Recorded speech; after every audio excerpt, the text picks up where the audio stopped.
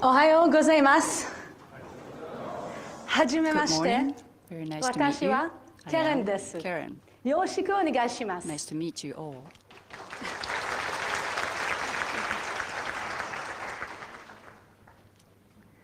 I'm so excited to be with you here today. It's my second time in Tokyo, and every time I visit, I find there is incredible technology, innovation, and people in Japan. So as much as I'm looking forward to talk with you today, I'm also looking forward to learn from you this morning. As you heard, my name is Keren Elazari. What I would like to speak to you about are some of the biggest problems that the world faces right now in the field of cybersecurity. But apart from the problems, I would also like to suggest some solutions. And I would like to tell you why I think it is the hackers and the security professionals that might save the world someday. So let's get started, shall we? If I ask you right now, what was the single worst security problem or breach experienced in the past year, in 2014? You might each have different ideas because the past year has been dramatic when it comes to cybersecurity. Maybe you are thinking about what happened at Target and Home Depot in the retail market in America, where millions of credit card numbers were stolen. Perhaps you're thinking about something else. What about the game over variant of the popular Zeus malware, which took it to peer-to-peer levels? Maybe you have in mind all of the problems discovered in fundamental encryption technologies, like SSL Heartbleed, or the shell shock bash bug, or the poodle bug. There have been so many problems. Or perhaps what you have in mind are now the attacks on the once secure Apple iOS ecosystem. Or maybe you are thinking about attacks on critical infrastructure, like energy generation and electric powers. Perhaps you are more concerned with privacy and the invasions to privacy that we have learned about in the past year or so. Indeed, there is no doubt the past year has been very dramatic indeed.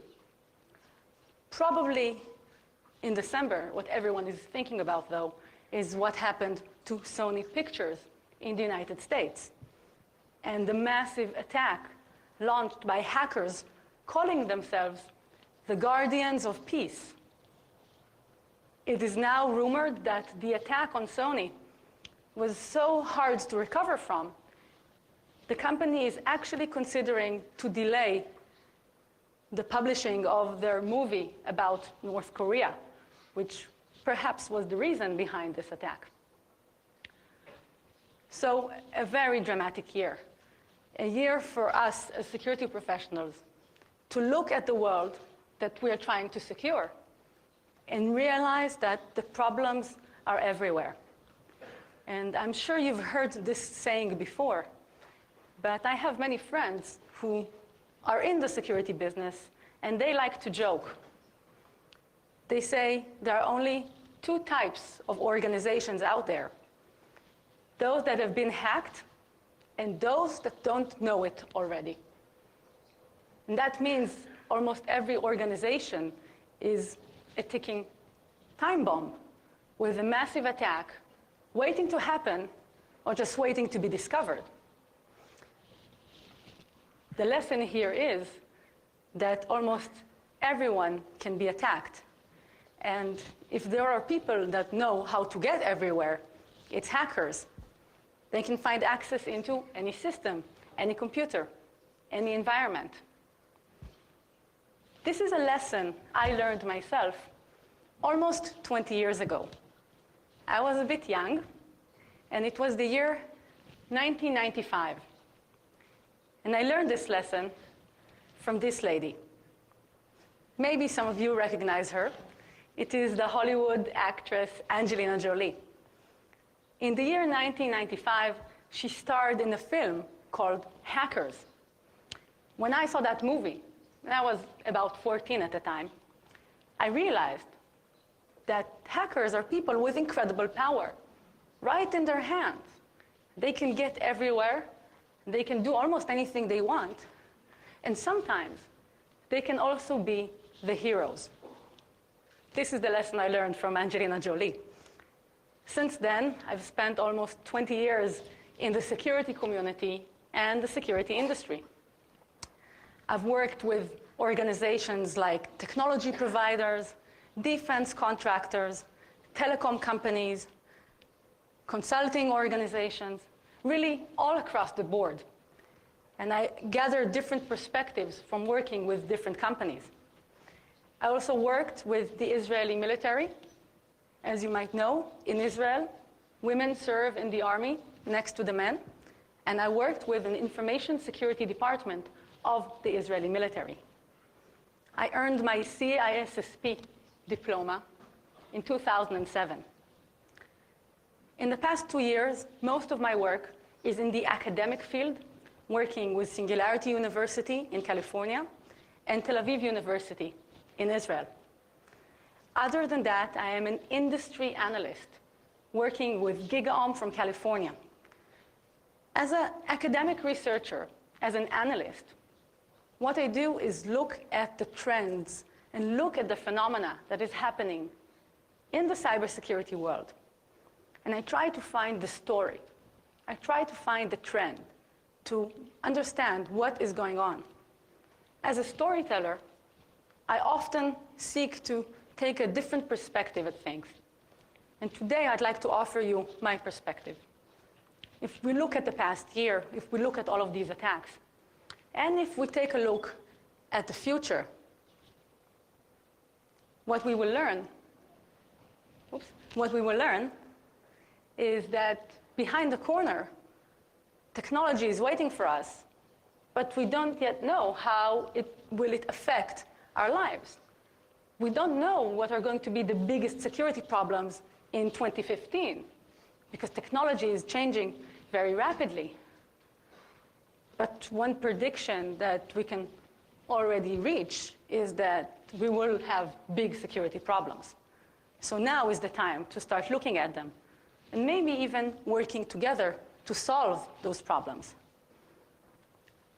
And I reached the conclusion that we can work together to solve those problems earlier this year, when I was invited to speak at the 30th annual TED conference. The TED event is quite unique. It's a massive media event that also films all of the talks, and then they are accessed online by millions of people. In my talk at TED, I claimed that one of the ways to solve the security challenges in the years ahead is to take advantage of the hacker community, to work together with the hacker community and look at hackers as the immune system for the information age. If we think about it, hackers work separately, but together. They are different individuals, like organisms or cells, but they all reach a similar goal. They find security problems. And whether they report on the problem, disclose the problem, or try to exploit it, we all learn about it, and then we get better. This is part of how the evolution of technology works, in fact. So today, I'd like to think about this immune system analogy and suggest that actually we can all be part of this immune system. We can all work together, hackers and security professionals and industry vendors. But that's not enough. We have to act now. Now is the time to move forward. And the reason for that is because these security challenges are waiting to happen. They're right around the corner. And some of them have been devastating in the past year alone. So we really can't take the risk of letting more security breaches like that happen in the next few years and not do anything about it. So Today, I am offering to you a choice between doing something about it and not doing something about it. And in order to convince you to make the choice, to act now, I will talk about 5 of the biggest security problems, but also 5 of the things that we can all do as security professionals to save the world. Now, I'd like to start with what is perhaps the biggest problem of them all. And that is that we are not just talking about securing the World Wide Web. We're not just talking about securing the internet. I like to talk about securing cyberspace. Now, that sounds like a big name, right? I'm sure you're familiar with the term cyber. You've heard it before. Some security professionals even say that cyber is a marketing word, or that it is a synonym for the internet. I'd like to suggest that cyberspace is even greater than that. And let's go back in history and understand where cyber comes from. This gentleman is an American math professor, or at least he was. His name is Norbert Wiener, and in 1948, Professor Norbert Wiener invented a new scientific discipline. He was looking at how technology is changing, how remote command and communication technologies are transforming the world. And he was looking for a name to give this new scientific discipline, describing the transformative nature of new technologies like remote command and control technologies. So in order to come up with the name, he actually borrowed from someone else. And I will show you from whom in a minute. This is his book from 1948, Cybernetics, Control and Communication in the Animal and the Machine. It was published more than 60 years ago, but I think it's more than relevant today in the 21st century, when we actually have remote command and control communications everywhere. When Norbert Wiener was looking for a name for this discipline, cybernetics, he actually got his inspiration from this guy. This is the captain, the man who runs the boat. And the ancient Greeks, who were an empire and a city-state empire in the Mediterranean Sea, had a very powerful armada. And each ship had a captain. The captain of the ship is the guy who says where, when, how fast, and in which direction will the ship sail. This man is called in Greek kybernetes. And from the Greek kybernetes, Professor Wiener invented cybernetics. But I don't think that he realized quite how relevant remote command and control communication technologies are going to be. I don't know if Professor Wiener even imagined that one day humanity will have robots on Mars running around, communicating back to Earth, and even writing on Twitter about it. So today we have these types of technologies everywhere, and cyberspace is also on Mars. By the way, can you guess what is the most popular language in the galaxy? Any ideas?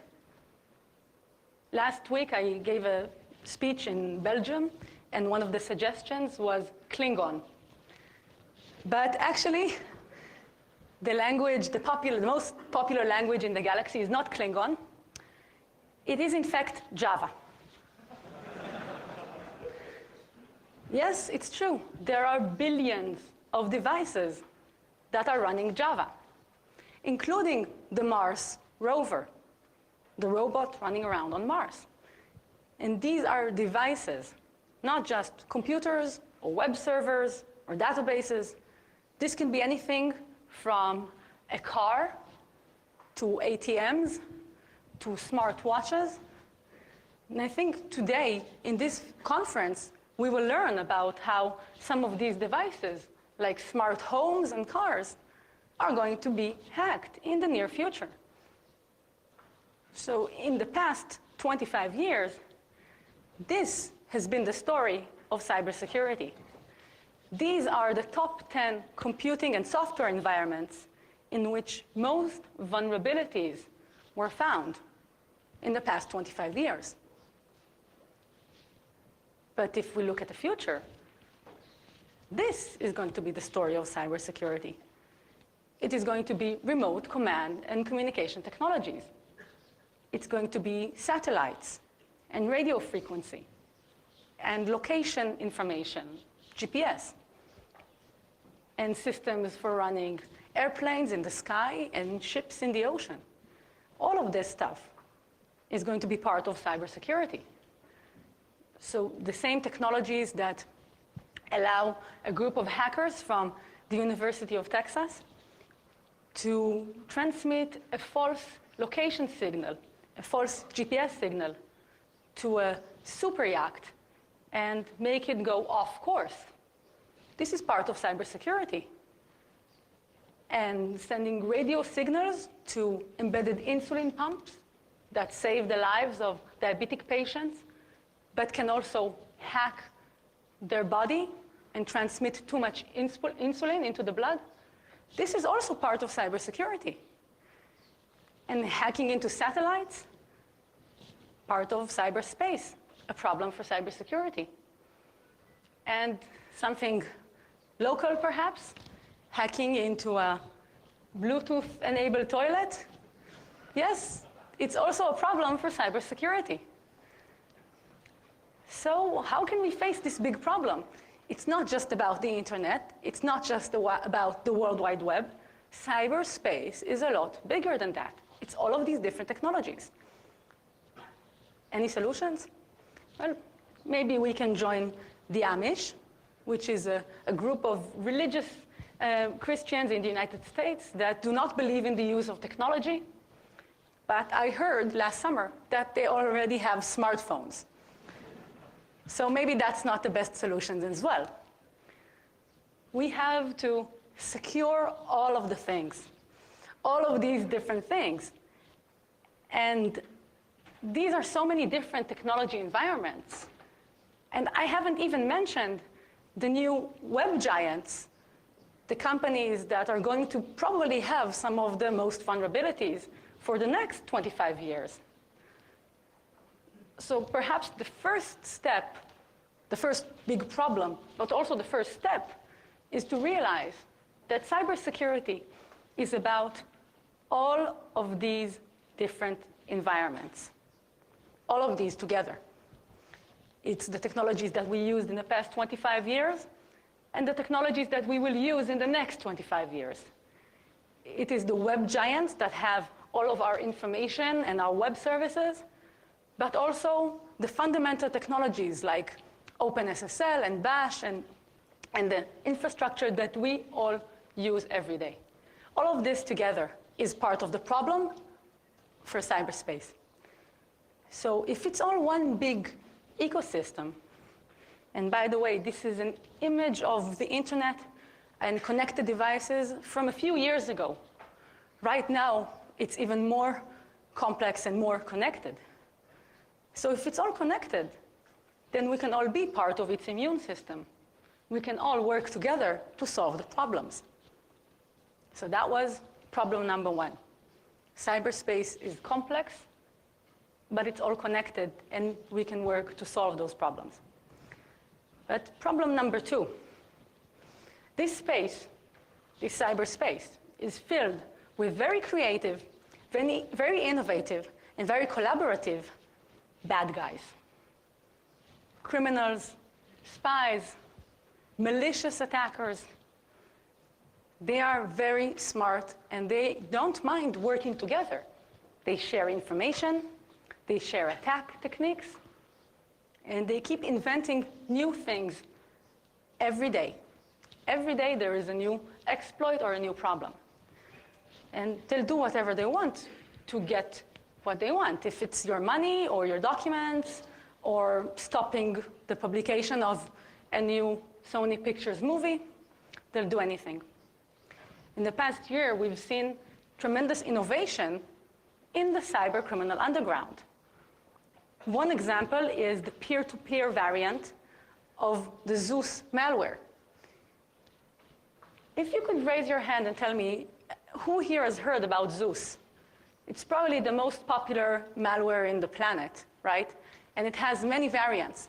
Since its source code was published a few years ago, many other criminals have taken the source code and created better, new versions of it. So they are not afraid to collaborate and share tools between them.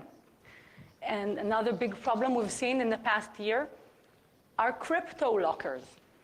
Crypto lockers are new types of malware, perhaps old new types of malware, that encrypt the hard drives of the computers they infect, and then request money, a ransom, to release the files. This is also called ransom software or ransomware. And it's a rising problem in the criminal underworld. Another innovative technique that criminals use to get your money or to infect your PC is malvertising. Malvertising is the combination of malicious and advertising. And there are so many ads and banners like this on the internet that masquerade as legitimate ads. And sometimes they can appear on the front page of the New York Times or the Yahoo homepage. But once you click them, the malware gets dropped, downloaded to your machine, and your device is infected.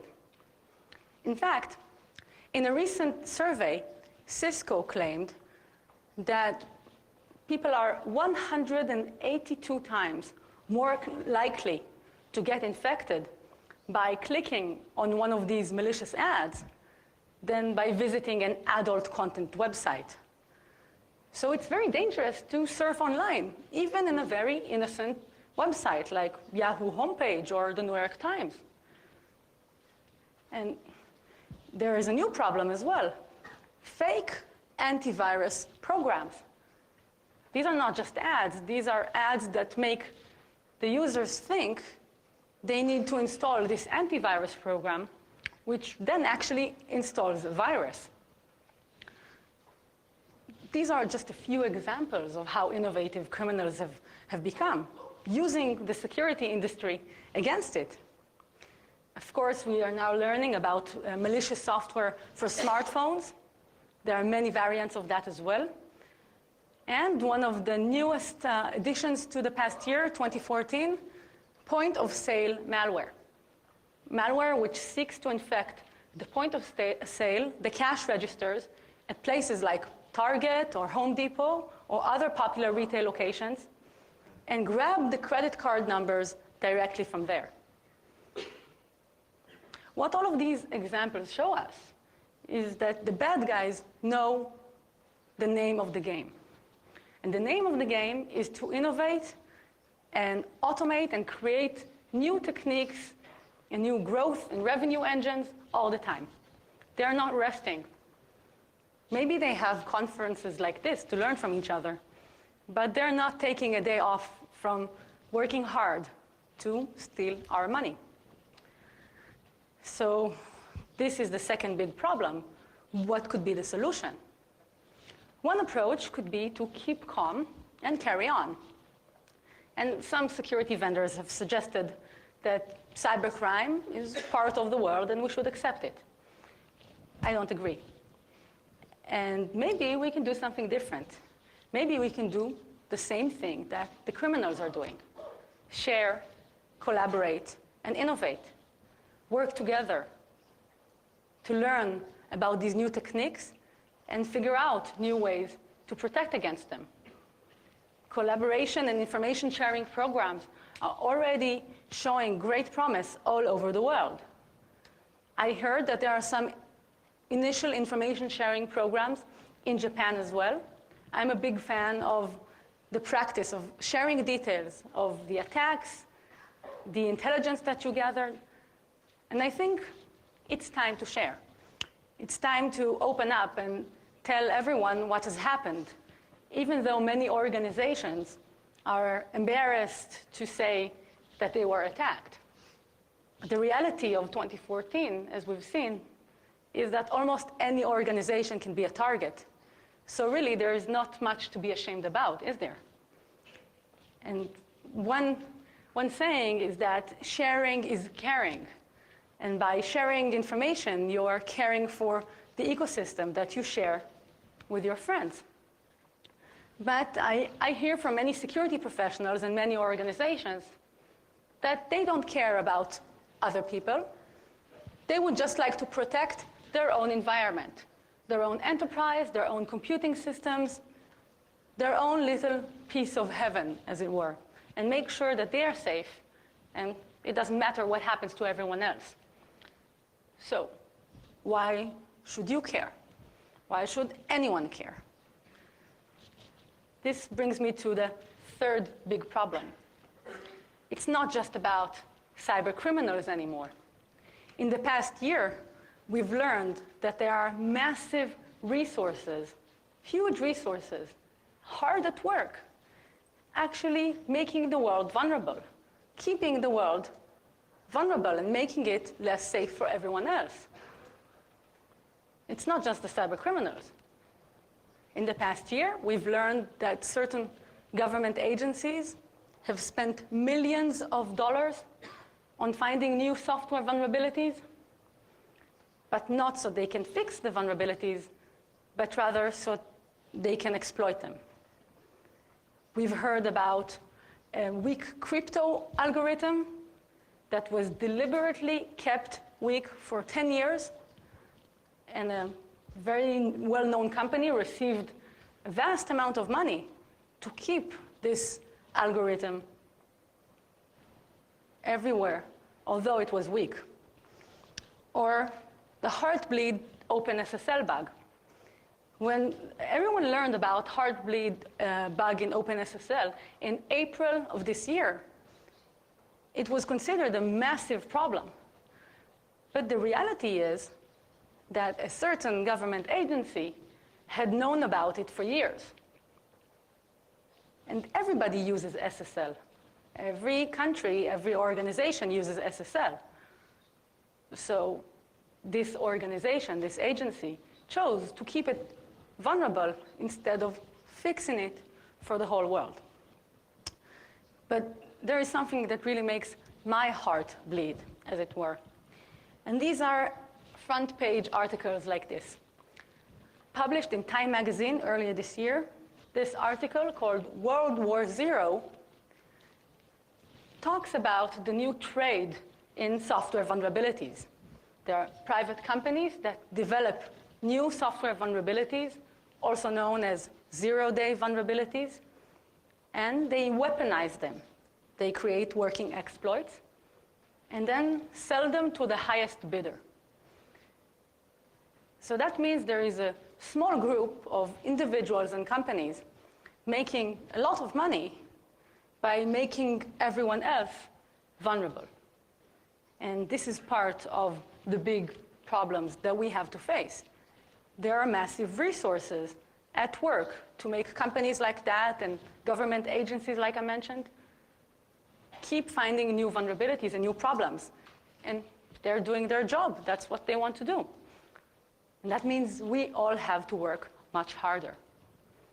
So I'd like to suggest a solution to that, or one solution to that. And my solution would be, don't keep your bugs to yourself. Very simple. The more unknown software vulnerabilities are kept silent and secret, everyone else remains insecure. And if you're a security researcher, or a malware researcher, or even a security professional in your organization, and you find a problem, you find a bug, you find a vulnerability, I think that the best approach is to make it public and known. And I think there is a saying from a Supreme Court judge in the United States, and he said this about 100 years ago. He claimed that there is no better disinfectant than the light of day. And I think this also holds true for when it comes to software vulnerabilities. Next slide, please, on the Japanese version. Thank you. Perfect. The light of day. So by making the bugs and the vulnerabilities that we find known to the public, we can make companies fix their technology, and we can all become more secure. Think about the immune system analogy. If we keep all of the viruses secret, how can we develop a solution? How can the immune system become stronger and protect against it?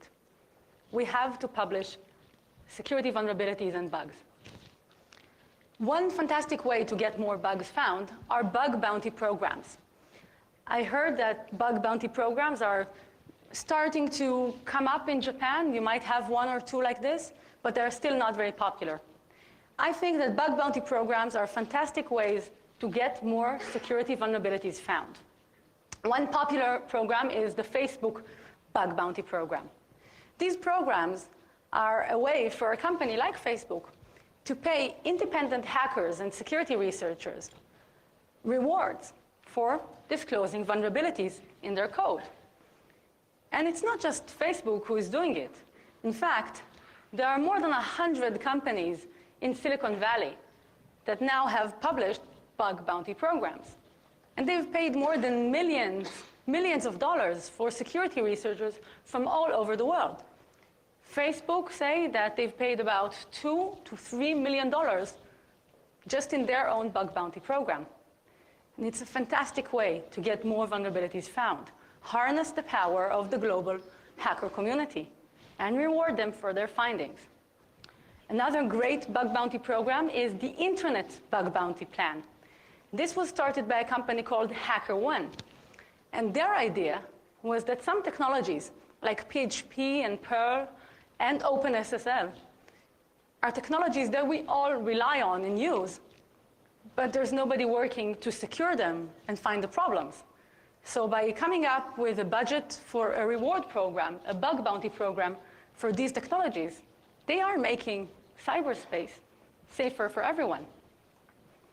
And this is an image from a Japanese publication. And I'm not sure I got the joke of it, but I understand that bug bounty programs are beginning their way in Japan in the past year. And I'm very positive about it. And I think there is great promise there. But let's say you don't find bugs. Let's say you're not into security research and you don't discover bugs by yourself. Okay, what about exploits? Maybe you found a new exploit. One thing to do about it is to upload it to the exploit database. And if you're a company or an organization that develops technology, I would suggest you take a look at the exploit database. You might be surprised to find some exploits against your own technology there. This has happened to me many times, where I go to consult or speak with big software companies, and I ask them, okay, what's the situation with exploits and vulnerabilities in your code? And they say, oh, we're secure, we don't have any exploits in the wild, there are no vulnerabilities. But if you go online to a database like this, or the open source vulnerability database, and you type in the company name or the technology product name, the software suite, you find many bugs are still being exploited against their technology, and they didn't even know about it. So one way is to look in these databases, exploit database and the open source vulnerability database, and you might find your technology or software that you use is already listed there. But let's say you don't find security vulnerabilities or exploits. Okay, what about new malware? What about a new file that you discovered on your system and you suspect that it might be malicious? What do you do then? Probably you try to research it yourself or you send it to a lab. But another approach could be to upload it to Virus Total. How many of you here are familiar with this website, Virus Total, over here? Have you known about it? Fantastic. Many of you have known and used this product.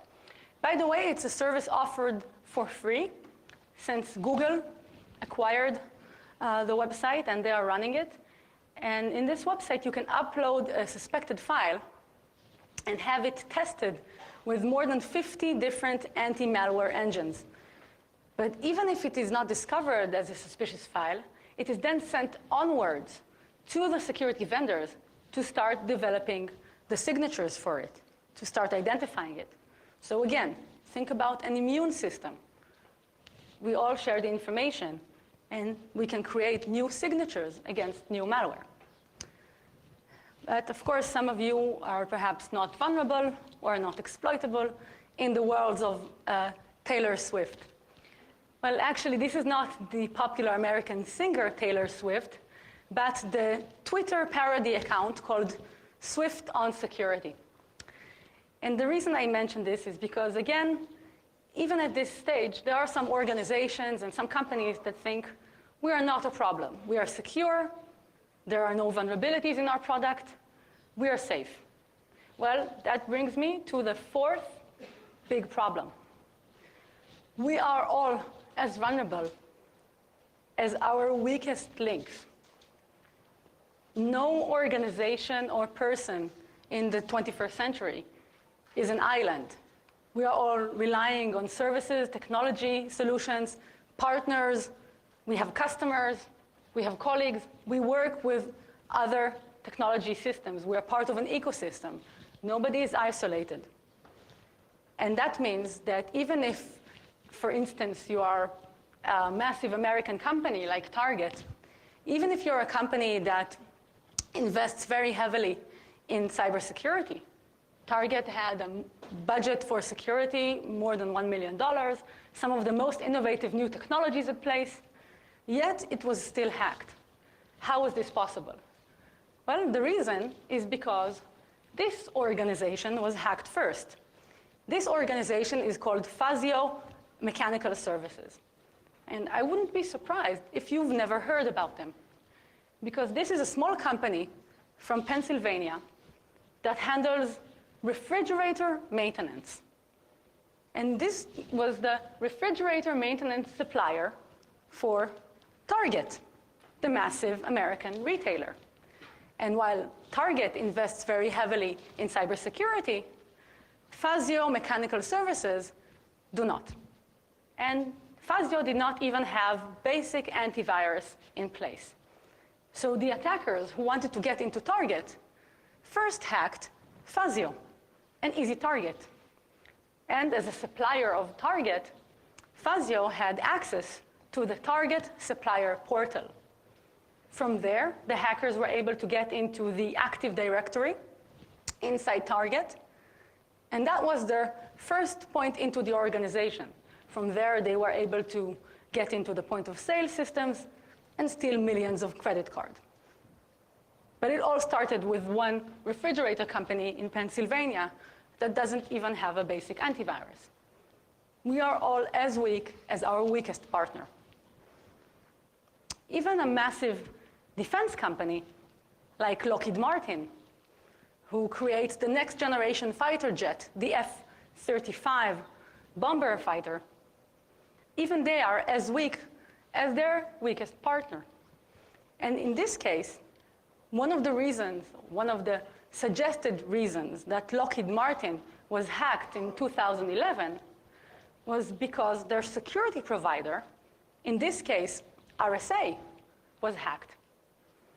Lockheed Martin used the RSA Secure ID one-time password token, which meant they have pretty strong authentication. So the attackers first got into RSA to get the secret information and the algorithm that generated this one-time password tokens. Now, who is behind this attack? There are many rumors, but I think one image is worth 1,000 words. This is the J22 model from Chengdu, China. I think you'll find it looks quite similar to the F-35 model made by Lockheed Martin.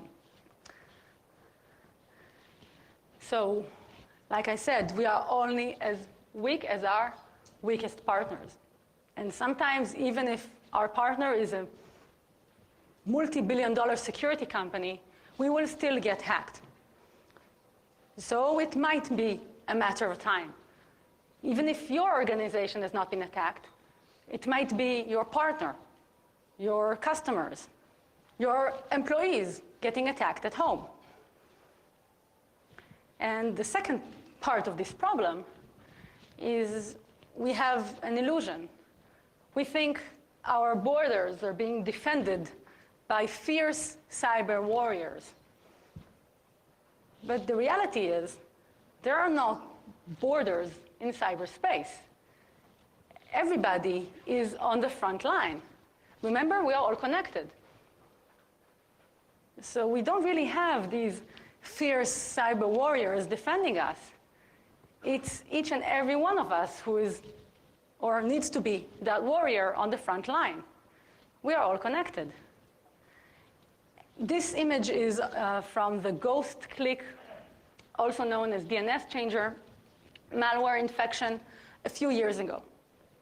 Now, this was a Trojan used mostly for clickjacking and other types of cybercrime. However, this image of almost 4 million infected devices shows a very clear picture. The attackers didn't care where the computers the infected were. They didn't care if it was a security organization or a small company. Even NASA, the American Space Agency, had infected devices. And what this means is that if your machine is infected, then you're part of the problem. You're spreading the infection onwards. Think about the immune system analogy.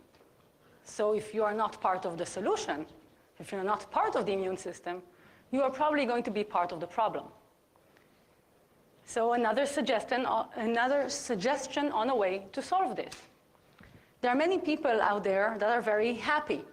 The masses, people that use their computer or their smartphone every day. And they're not concerned with cybersecurity. They don't realize that they are a part of the problem. So we have to empower them. We have to help them become part of the solution. In a way, I think we would like all of those happy people to be more like us. Like security professionals, always thinking about the next threat, always thinking about security challenges, always trying to stay one step ahead of the attacker. One way to do this is called crypto parties. These are very popular events in Europe. And a crypto party is a voluntary event, informal, like a party, where security professionals teach basic security skills to everyday people. They teach them about cryptography, about staying safe and private online, and they make them a little bit more powerful. There is another way to empower the masses. And there is someone in the audience who has participated in one of these in the past. This is called Red Cyber Team. And this is, in a way, an experiment started by a good friend of mine who is actually sitting here in the front row, and he will speak to you later. His name is Inbar. So a group of security professionals from Tel Aviv came together as volunteers to perform voluntary red team security testing for an organization that could not afford it and did not really have security in mind. Inbar, is it okay if I say the type of organization? The type, yes, but not the name. Okay. So this organization is a medical environment, a hospital in central Israel. And it didn't have any security budget in place. But after the red team came with their cool hats and performed a very basic and free security assessment, showing the hospital manager exactly what they could do, that brought security to the top of their mind. It brought cybersecurity into the agenda for that organization. So as security professionals, that's another way you can help the masses, help them, empower them, make them safer, work like an immune system. Volunteer to perform assessments like that for organizations that are not familiar with cybersecurity or that don't invest in it. Another way is by organizing what is sometimes called a cyber fire drill. This is like an earthquake preparedness test or a fire drill where you make everyone in your organization get ready for dealing with an attack scenario. How do you know that something went wrong? What are the first indicators? What is the first response? How to deal with an emergency situation in cyberspace.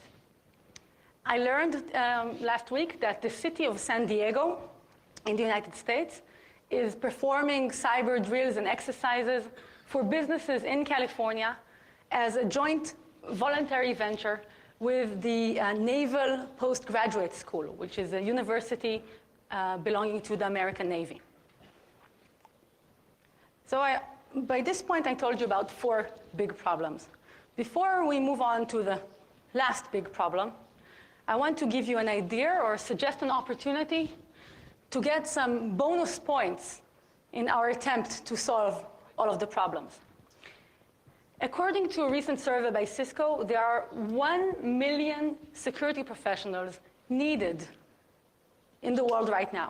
That means that we need 1 million more security professionals. And so for us, as hackers, as security researchers, as security professionals, that means we have to start creating more security professionals. We have to reach out to schools and universities to be mentors or start internship programs for new security professionals. Why should we care about this?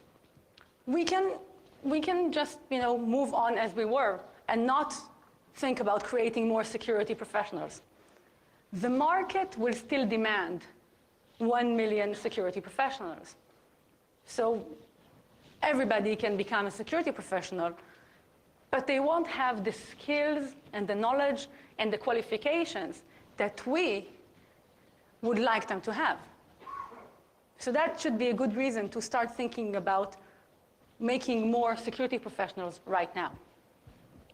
And now I'd like to move on to the 5th and final problem, 5th and final big problem, as it were, for cybersecurity. And I call this problem the gap.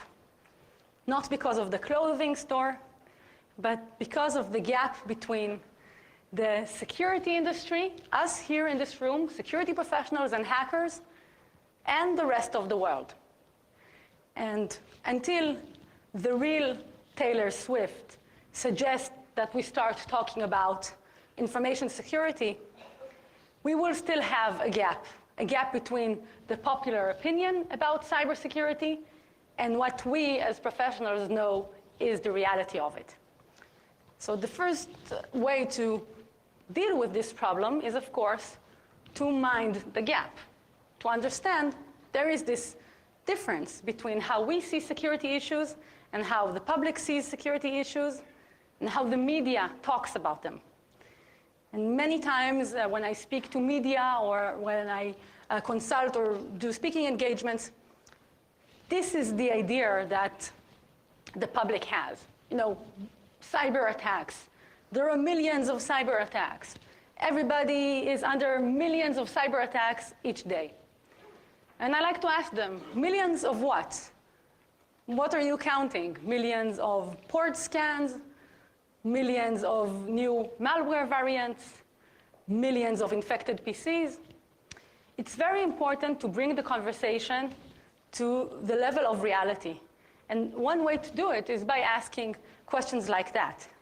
And again, remember the immune system analogy. If we're talking about bacteria and viruses, it's very easy to count 1 million organisms of bacteria that might be living everywhere.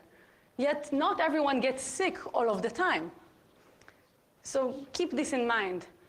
when you're told there are millions of cyber attacks, bring the conversation to reality. Mind the gap between what we know is happening and what the attacks are and what the public thinks about it. And there is also a gap between us as security professionals and the top management, the executives leading organizations that we're working with.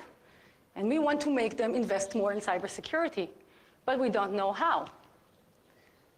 Well, here's one way to do it. You can ask the question, very simple question, how much does your organization spend on coffee each year? If you're spending more on coffee than on cybersecurity, you're going to have a problem. Now, this was a suggestion by Richard Clarke, who was the former White House chief cybersecurity officer for the Bush government, Bush administration 10 years ago. But it's still true. There are some organizations and some management executives that are more concerned with the coffee budget than with making sure the organization is secure. So we have to mind that gap, and we have to start closing that gap. Now, as I reflect on all of the things that I told you, let's give it a moment to look at these big problems. Some of these are very serious, major problems. But here are the good news. All of these issues, these things, are things that we can all change, that we can do something about right now. And some people in their organization or environment, well, they say, I would love to change the world, but they don't give me access to the source code. Well, here is the thing. When it comes to these problems and solving them for the future, I told you about 5 things that we can all do right now, and we don't need access to the source code of the world. We can start making these changes happen in our organizations. So let's summarize. Number 1, think about securing cyberspace, not just the internet or the World Wide Web. Cyberspace is complex, and it has many different technologies in it. Number 2, the bad guys are collaborative, so we should be as collaborative. Share information, innovate in our defense techniques, and work together. Number 3, don't keep your bugs to yourself. There is no better disinfectant than the light of day. Report on vulnerabilities, disclose exploits, start a bug bounty program in your organization, or contribute to another program. These are all things that you can do. Number 4, there are masses out there, happy, shiny people that don't think they are part of the problem. And we have to make them powerful. We have to help them defend themselves. Bring them into our world, the cybersecurity world. Problem number 5, there is a gap. The gap between the security industry and the general public, and the gap between us and our managers. And by finding this gap, identifying it, and trying to bridge across it, we can make cyberspace safer. So with that, I'd like to give you one last message. The future is already here. 2015 is around the corner. New attacks, new vulnerabilities, new technologies, and new problems will be discovered. The question is, how will you choose to protect it? Thank you.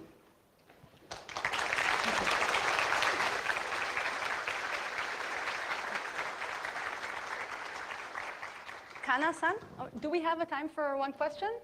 Yes? Okay. If you have any questions, please stand up. There is a question over here. Thank you. You can ask the question in Japanese, and I will have it translated to me, if that's better for you. Thank you. For those of you who are still thinking about a question or maybe are shy, please do not hesitate to contact me on my personal website. Oops. Hold on. Yes, you have it over there, and you have it right here, my website and my Twitter. So you can contact me there. Yes, please. Oh, yeah, actually, my question is regarding your slide, saying the 1 million security expert is required.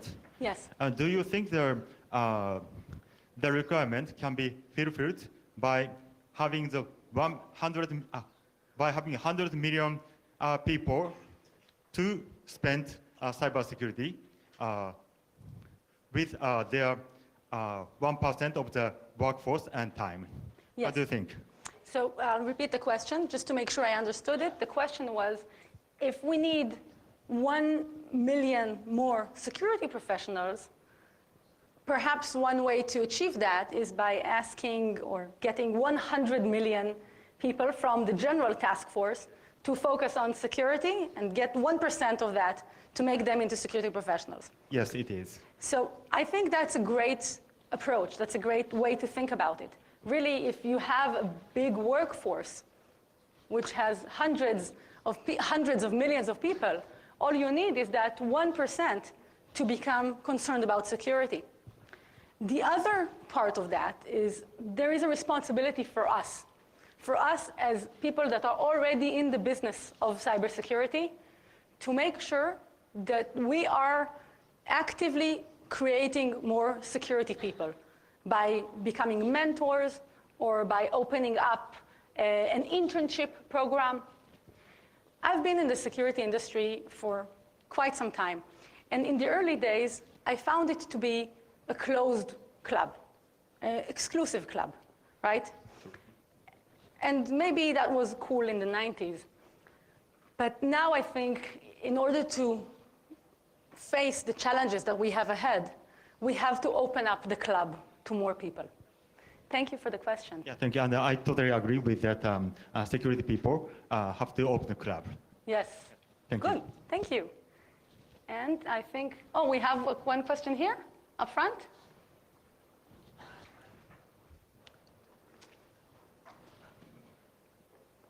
Hey.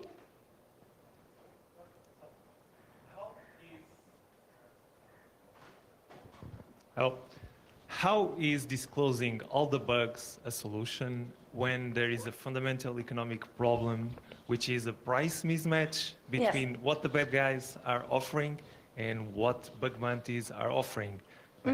Because you can say, okay, it's working, the bug bounties are giving results, but in my opinion, you are just getting the top of the iceberg and you are not going to reach the bottom of the iceberg where the real stuff is. The 0 days that will compromise your organization will come from that area, so it's a big problem. Okay, so let me repeat the question. The question was, what is the logic or the viability of solving the problem of security vulnerabilities by disclosing all the bugs and by creating bug bounty programs, where in fact, the person is claiming, the real problems and the real vulnerabilities are the ones probably coming from deeper underground, the ones that the criminals are paying bigger amounts of money for, if I understand your question correctly.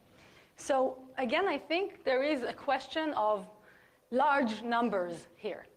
If we can get more and more and more vulnerabilities found and discovered and solved, it will make the life of those people that are trying to find those 0 days and sell them for a lot of money, it will make their life harder. And they will have to work harder to find that same vulnerability. This is, to use an analogy, it is a big swamp, right? And we can't drain it all, but we can start making it a little bit more shallow. We can make the problem space smaller so that they have to work harder. If the criminals or the vulnerability researchers are going to make $200,000 for selling one bug, they better work hard for it. Let's not make their life easy. And again, it's a big problem. But one way, I think, to start solving that problem is by getting more and more and more vulnerabilities disclosed. Thanks for the question. It's very relevant. I think that's all we have time for, right? Any more questions? Last question? Okay, so I'll repeat again. If you'd like to ask me a question in private, please don't hesitate to reach me through my website or my Twitter account. I'm very accessible. And I'd like to thank you again. Arigatou gozaimasu. Thank you.